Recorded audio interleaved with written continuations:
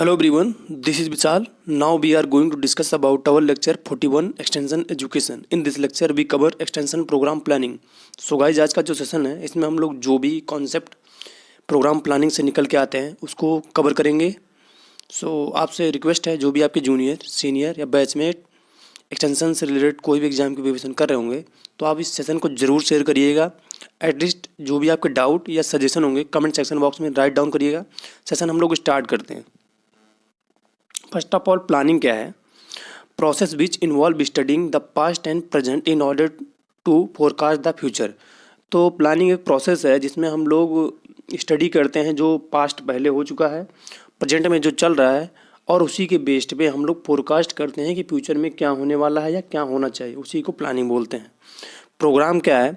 Written statement which describe proposed developmental activity, the problem they address, the action and resource required. तो program क्या है?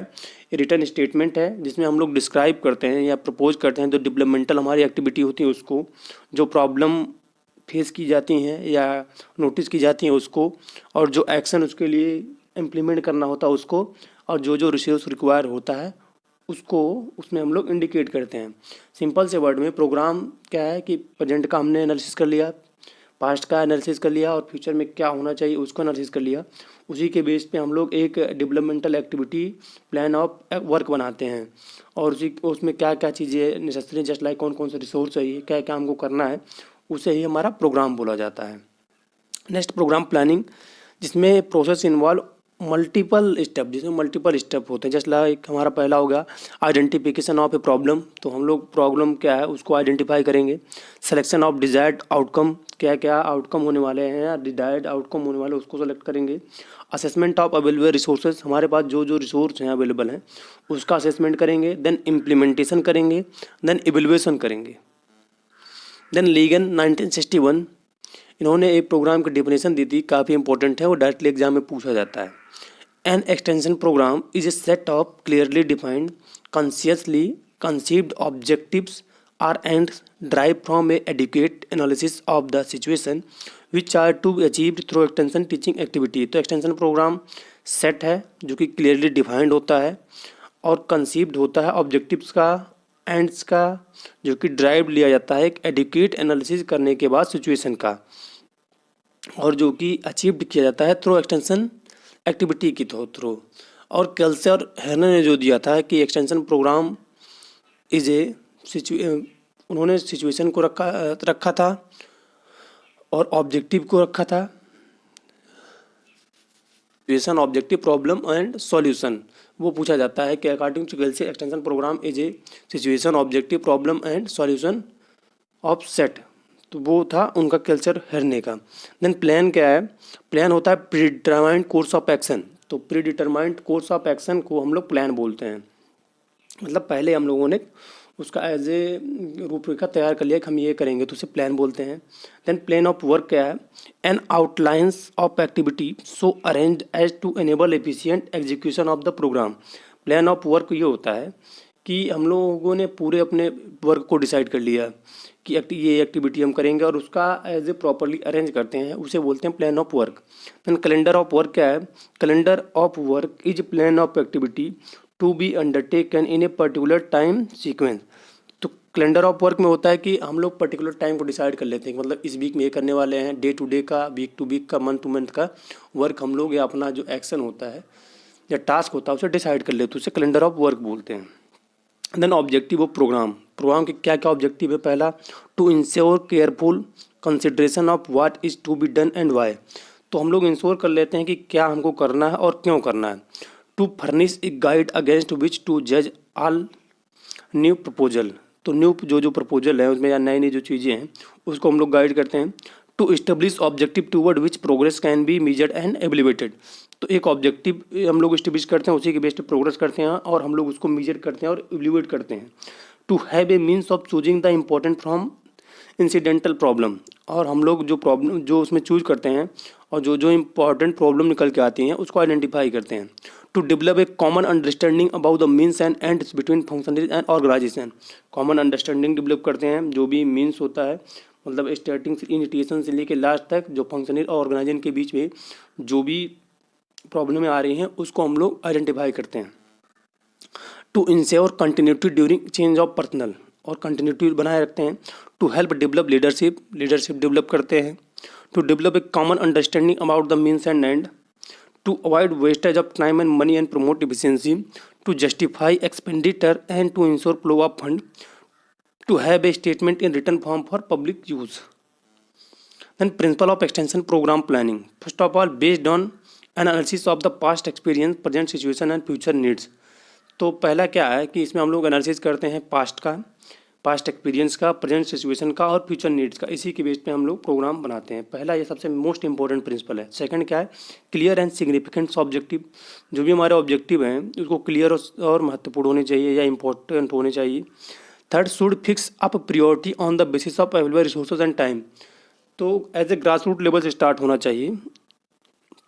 Should clearly indicate the availability and utilization of resources. Fourth जो है वो हम लोग जो हमारे अवेलेबिलिटी है और रिसोर्सेज की और प्रॉपर यूटिलाइज करने का हमको एक ब्लू प्रिंट देना पड़ेगा या प्री प्लान देना पड़ेगा। देन फिफ्थ क्या है, should have a general agreement at various level.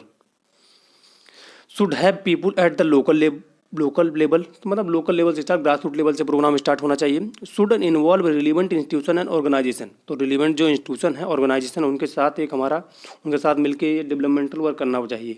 Should have defined plan of work. तो पहले से प्लान ऑफ वर्क होना चाहिए। Should provide for evaluation of result and condition of the program. तो हमको एनालिसिस करना चाहिए, मतलब इवैल्यूएशन और क्या क्या उसमें कमियाँ रहेंगी उसी के बेस पर रिकन्सिडरेशन, मतलब दोबारा स्टार्ट करना चाहिए, ये होता है। then should provide for equitable distribution of benefit among the member of the community।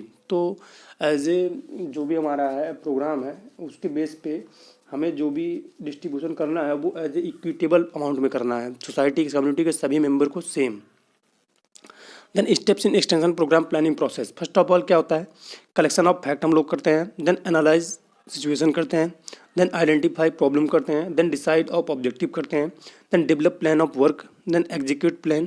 Then evaluation of progress. Then reconsideration, जो जो कमियाँ रहेंगी दोबारा हम लोग प्रोग्राम को चलाते हैं। जो ये कलेक्शन ऑफ फैक्ट से लेकर डेवलप प्लान ऑफ वर्क तक ये प्रोग्राम प्लानिंग तक आता है। और जो उसके बाद जो चार आते हैं वो प्रोग्राम एक्शन या इम्प्लीमेंटेशन आते हैं। कभी कभी पूछा जाता है एग्जाम में। कलेक्शन ऑफ फैक्ट में क्या है कि जो जो हम वहाँ पे जाएंगे एनालिसिस करेंगे, एनालिसिस सिचुएशन एनालिसिस करेंगे, आइडेंटिफाई प्रॉब्लम करते हैं और अपने ऑब्जेक्टिव डिसाइड करते हैं, एक प्लान ऑफ वर्क बनाते हैं, उसको एग्जीक्यूट करवाते हैं, इवेल्युएशन करते हैं कि क्या क्या रिजल्ट आया, क्या क्या कमियाँ रहेंगी, जो कमियाँ थी उसको रिकन्सिडरेशन इसलिए प्रोग्राम को करते हैं। तो ये एक्सटेंशन प्रोग्राम प्लानिंग प्रोसेस है। Then collection of fact, should plan are based on availability of relevant and reliable fact. तो जो रिलीवेंट इन्फॉर्मेशन और रिलायबल फैक्ट उसी के बेस्ड पे हमारा प्रोग्राम स्टार्ट होता है। Then analysis of situation, analysed and interpreted to find out the problem and need of the people. तो एनालाइज करते हैं या फाइंड आउट करते हैं प्रॉब्लम और नीड पीपुल की। And third, identification of problem, people needs are identified and problem leading to such as a situation are to located. तो identify करते हैं उनके प्रॉब्लम को। Then determination of objective, objective represent a forecast of the change in the behaviour of people and situation to be brought about. तो objective जो होता है वो पीपुल के फोरकास्ट हम लोग पहले करते हैं कि हम किसी भी इंडिविजुअल के पर्सनालिटी में ये चेंजेस लाएंगे बिहेवियर में, और उसके बाद जो सिचुएशन होगी ये भी चेंजेज होगा। तो डिटर्मिनेशन ऑफ ऑब्जेक्टिव इसको बोलते हैं। Then developing the plan of work, the calendar of activity is developed include the technical content, who should do what and the time limit without the work will be completed। तो हम लोग plan of work को बना देते हैं, पहले ही calendar बना देते हैं कि ये डे टू डे ये करेंगे, वीक टू वीक ये करेंगे, मंथ टू मंथ ये करेंगे, ईयर टू ईयर करेंगे।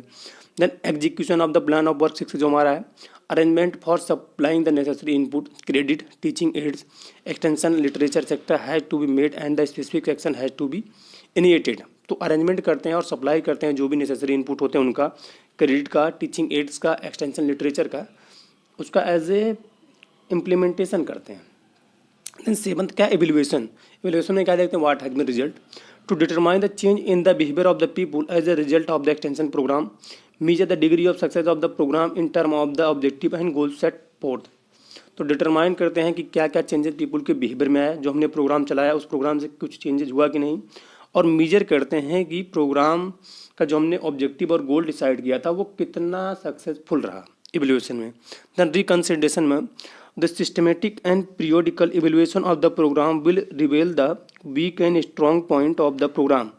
Reconsideration and necessary changes are made in order to make it more meaningful and sound. तो रिकन्सिडरेशन में, इवेल्युएशन में एनालिसिस करने के बाद जो जो कमियां रह गई थी, जहाँ जहाँ फॉल्ट रहा प्रोग्राम में और क्या क्या चीज़ें और उसमें इंक्लूड करना था, रिकन्सिडरेशन में वही इंक्लूड करके हम दोबारा को प्रोग्राम को चला देते हैं.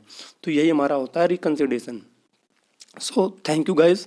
आई थिंक ये सेशन काफ़ी हेल्पफुल होगा जो भी स्टूडेंट हैं BSc AG, MSc, PhD और जो JRF SRF के एस्पायरेंट हैं और जो भी BHU की प्रिपरेशन कर रहे हैं उनके लिए भी हेल्पफुल होगा. सबके लिए जो भी एक्सटेंशन के स्टूडेंट हैं काफ़ी हेल्पफुल होगा. तो सेशन में एंड करता हूँ. जो भी आपके डाउट है, सजेशन होंगे, कमेंट सेक्शन बॉक्स में राइट डाउन करिएगा. So thank you for listening.